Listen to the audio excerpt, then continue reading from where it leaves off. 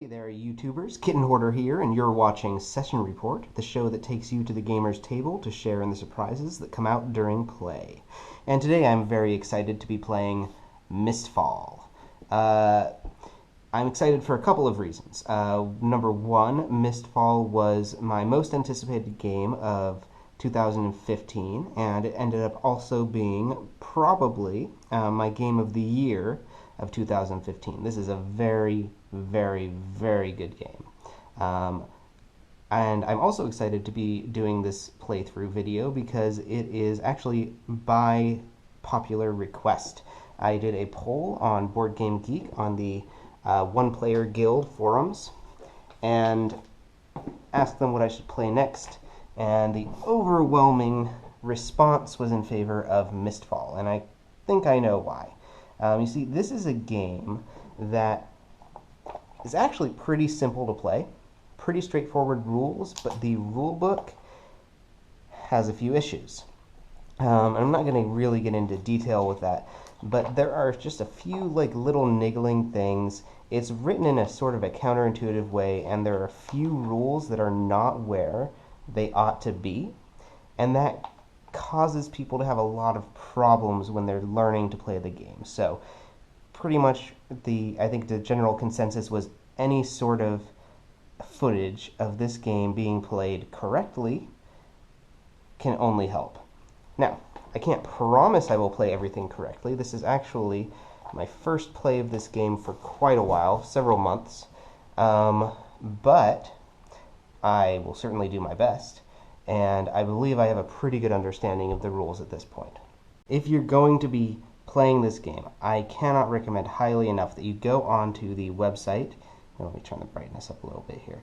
That you go onto the website of NSKN Games and download the errata cards, because there are a few errata for this game, and also take a look at the FAQ, because it really sorts out some important things.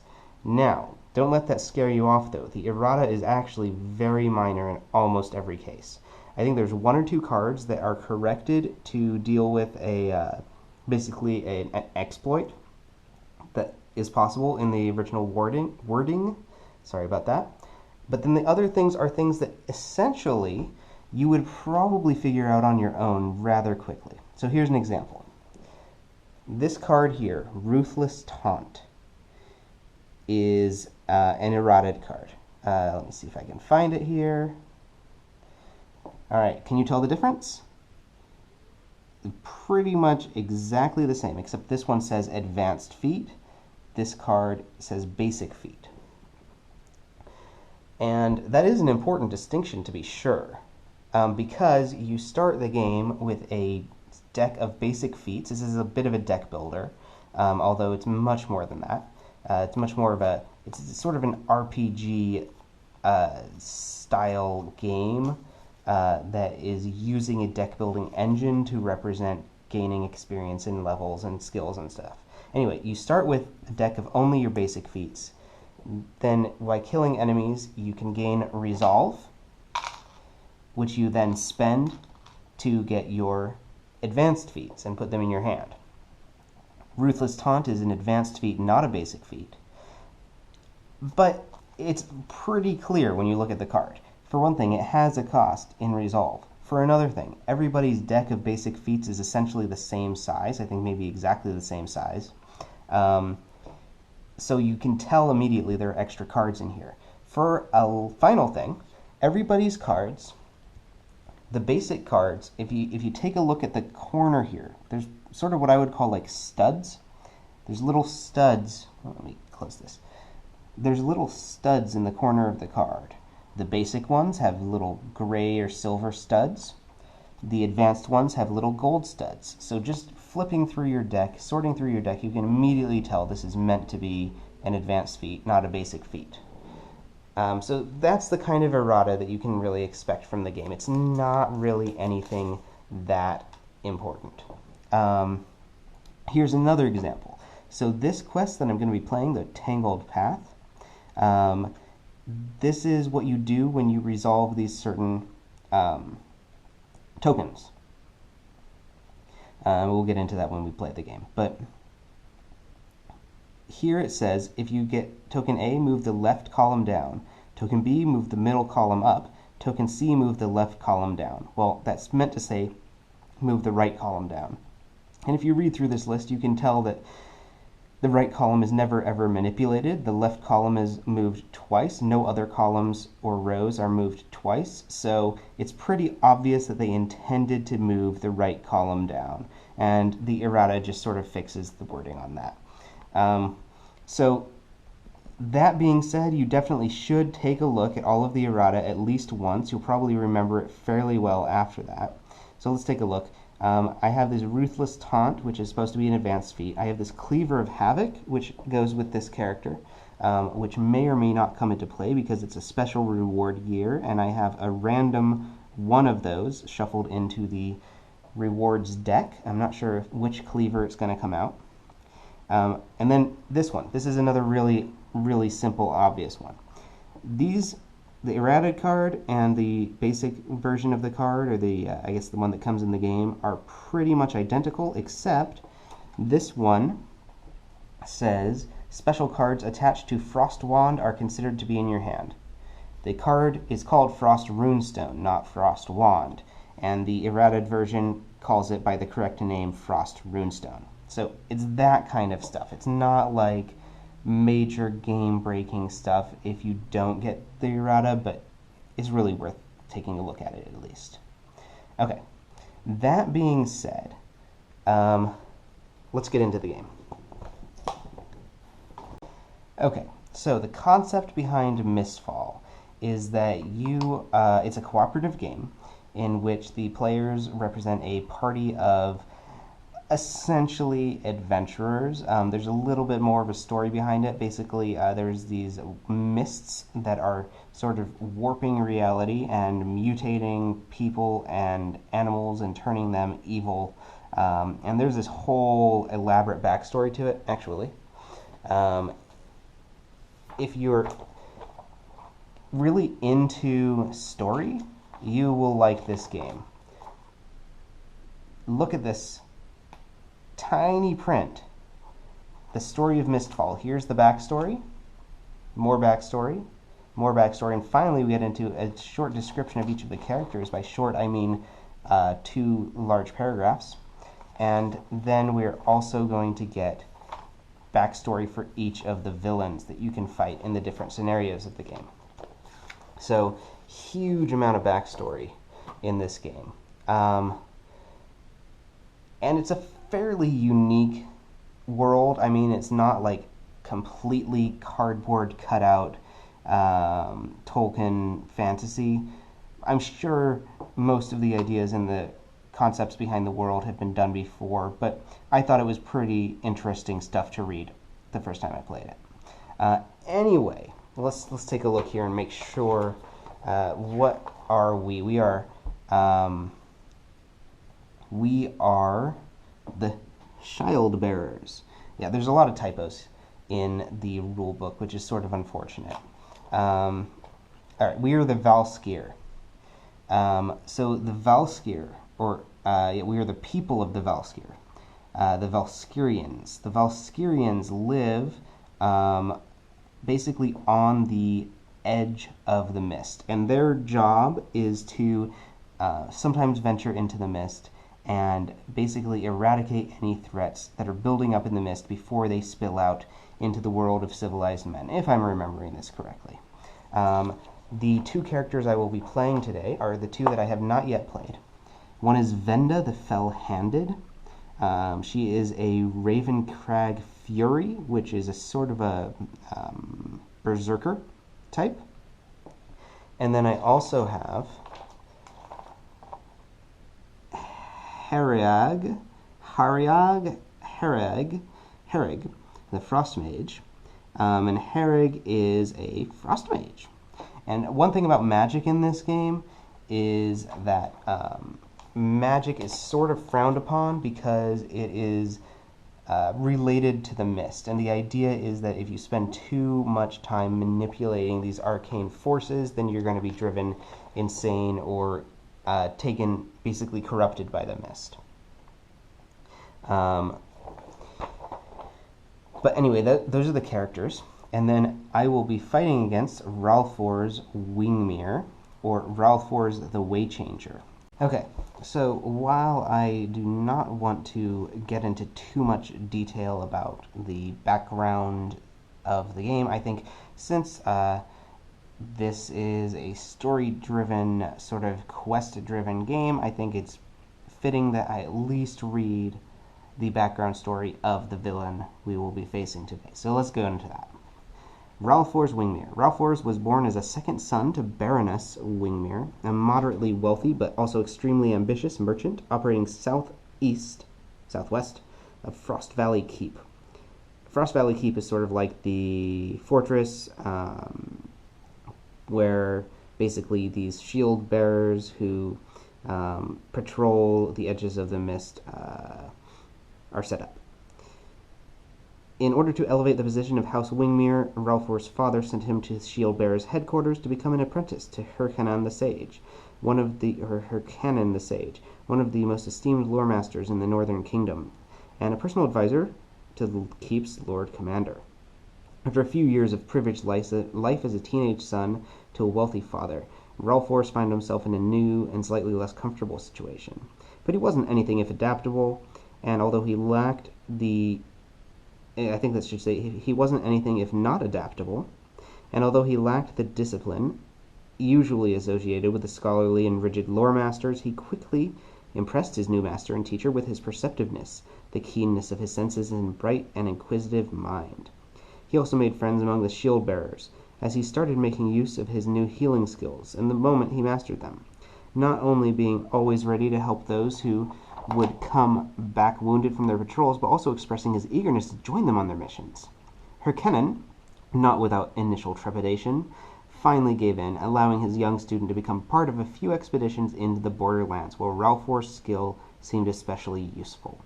The shield-bearers, prone to fall to poisonous blades and magical ailments, quickly found out what a tremendous asset young Ralphor was. Hyrcannon's apprentice thus became invaluable, and those of the shield-bearers he had saved from death or grievous harm would become his friends, openly asking him to join them on their next patrol.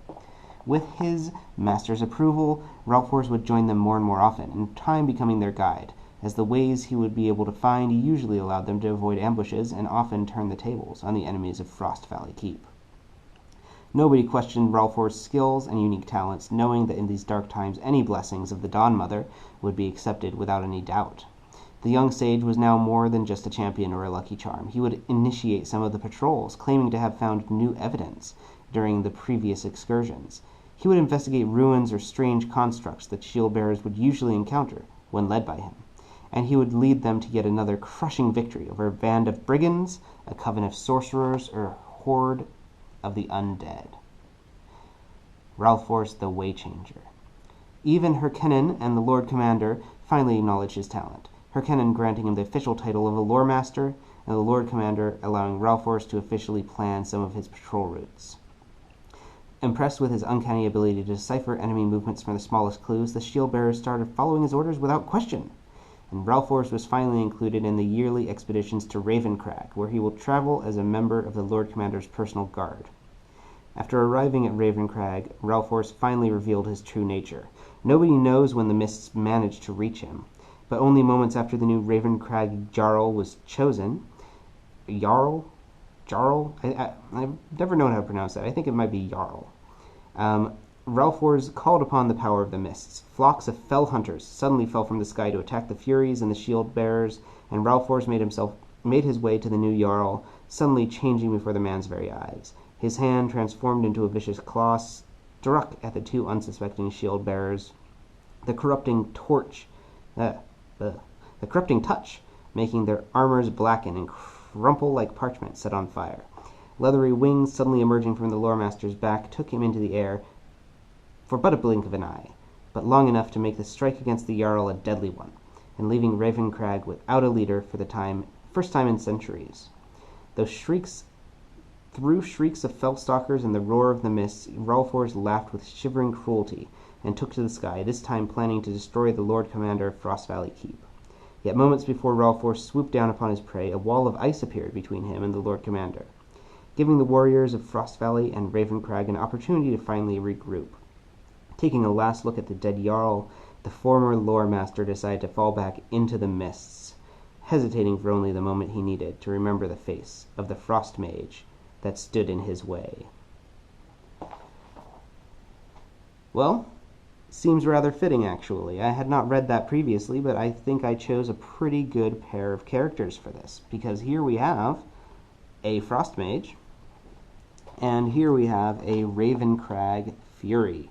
Both the Frost Mages and the Furies, I think, are sort of Ravencrag characters. Everybody else in the game is more of a Frost Valley keep and more of the civilized areas beyond. In any case, I also want to get a little bit into the different types of locations we'll get into. So we have the Borderlands. The Borderlands is basically what used to be inhabited by Valskyrians until the mist basically arrived. Borderlands is now home to, let's see here, basically sorcerers and brigands, people who are driven insane by the mists. The Wildlands are home to the Beastmen, right? Beastmen are already a sort of a violent, mindlessly violent people, in a constant state of tribal warfare. But now, more than ever, that they've been corrupted by the mists, now they are, I guess, more mindlessly violent, and they also have started to dabble in dark sorcery. And finally, we have the Deadlands. Deadlands were once inhabited by humans as well, but sometimes surprisingly far away from humanity's frontier. Some were wiped out suddenly as the cemeteries and barrows swarmed with corpses leaving their graves, either going after the living or simply beginning their march north, where they would rejoin the mists. So basically, the mists are also causing these people to rise from their graves. So those are the three sort of main location types, and we'll get into why that's important in a little bit. But it really is a major feature of the game, these three different types of locations, because the type of location you're in determines what types of enemies you'll fight, what types of encounters you'll face, and also the specific location gives you specific special abilities. Okay. Now, this is not intended to be a rules explanation video. I'm not going to go into every single rule of the game. I am going to intend to play the game properly, but I'm not going to be explaining the rules. I'm just going to be following them. However, I'm going to give a little bit of brief explanation of a few things. First of all, setting up the game. So you're going to set up the game based on this scenario quest card, right? And this tells you everything you do to set it up. That involves shuffling some hero-specific rewards in with this deck of transient rewards, and then basically shuffling everything else. And it's also going to give some specific rules for this quest, which we'll get into in a second. Then we have our characters, and the characters are set up so that their enemy focus number, which is basically how likely you're going to be attacked by new enemies, is on the black box. So enemy focus number here, they both have an enemy focus of 4. As I mentioned, you take all of the basic cards, shuffle them together, except for your specific starting gear. And the starting gear is listed on your card. I typically, how I keep these stored is I have the starting gear on top, and then I have the advanced feats, and then I have the basic feats, and then I have the reward gear, just so everything is sort of immediately evident what it actually is. Because you might have some gear in the deck that is not among your starting gear. Anyway, get your starting gear. That's equipped down here. This is where you keep equipped items, and also ongoing abilities that you might have. Same thing happened over here, except he's got a few more things. And then up here, this is something I do want to mention. Your reinforcement track starts at 0, but the quest, the time track, is supposed to start here because I have 2 characters in play. By the way, you can play this solo with one single character. It is very fun that way. The only reason I'm playing with 2 right now is because I have not played with either of these, and I sort of wanted to kill 2 birds with one stone. Anyway, though, because I'm having 2 characters, I should start here. I found that time is very tight with this game, and the more characters you have, the less time is an issue. Basically, the game just gets easier in general with the more characters you have. When I'm playing solo, I always move the time track back twice. Playing with 2 heroes, I'm going to move it back twice for each one. This is, of course, not the official setup. That's why I wanted to mention it. However, it is mentioned as an official option for lowering the difficulty level. Alright, so everything is set up. Then you also would set up the locations. Basically, the quest card is going to give you specific rules for setting it up, but usually there's going to be one location in one corner, another location in another corner. You're usually going to have a 3x3 grid. The other spaces are filled up by random cards. In this one, they are random cards, but of a special assortment. Basically, I removed certain random cards from the game. It's basically just to make sure that there's at least one card of each location type in here, because that's going to be important for the quest. The goal is to get from here, right, to here. I'm going to have a special encounter on each space and defeat the final encounter. And the final encounter depends in part on having encounters among these other spaces. Basically, I can't enter this space until I've had an encounter among an encounter on each location type. In addition, Ralph Force, being the way changer, is going to be moving the map around during play, making a sort of a living labyrinth for our heroes. Okay, so that's set up. Then finally, I did mention these advanced feats. These just sort of go off to the side. You can look at them as much as you want during the game. So finally, I'm going to draw 5 cards for each character. Unless stated otherwise, and I believe all characters follow this rule, you have a draw size of 5 cards. Draw size does not mean hand size. So a draw size means, or a draw limit, I guess is the word they use. This is the amount of cards you draw up to when you're drawing cards if you have fewer than that amount of cards. However, you are perfectly free to have more than that amount of cards as much as you want. You don't have to discard cards if you go above the limit, and you're not forbidden from drawing cards, but when you go to the draw cards step of a turn, you only draw up to 5, right? If you have 5 or more cards, you don't draw. Okay, so everybody's drawn. Let's just get started with the game. Hola, YouTubers. Kitten Hoarder here, and I just wanted to pop in with a quick note. There was one major rule that I messed up during this game, as well as probably a few minor ones throughout the game, but I think I caught the majority of them. And the major rule I messed up was this raging enemy rule. So if you look closely, this is the symbol for raging enemies. Now, almost every single enemy in the game has this little eyeball icon, the flaming eye. That means that's their enraged ability.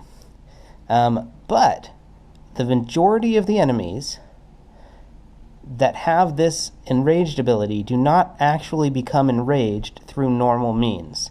If it has this raging enemy icon, then it can become enraged through normal means. Otherwise, a card has to specifically say that is enraging that enemy for that enemy to become enraged. So the main way that enemies typically become enraged has to do with the time track and the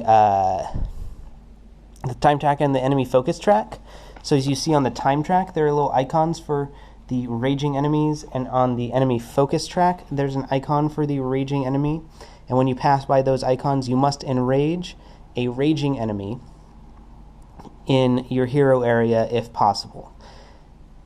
However, if the enemy does not have this raging enemy icon, it doesn't become enraged, regardless of whether it has an enraged ability, which almost every enemy does. So that's one thing that I missed, but I think that's pretty much the only thing. So just keep that in mind as you watch the following.